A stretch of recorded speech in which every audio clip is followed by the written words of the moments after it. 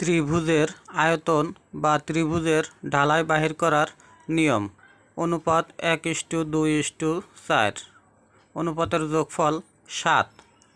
Formula half into ভূমি গুণন উচ্চতা গুণন পুরুত্ব। তাহলে হাফ ইন্টু ভূমি হলো 2 ইন্টু উচ্চতা হলো 4 ইন্টু পুরুত্ব হলো 3। ক্যালকুলেশন করলে 12 CFT। এখন 12 ইন্টু 1.54 শুকনো আয়তনের জন্য 1.54 দ্বারা গুণ করতে হবে, অতএব 18.5 CFT।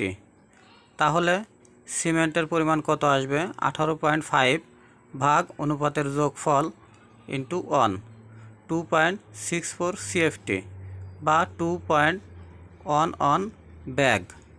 Sand 5.28 CFT, stone 10.5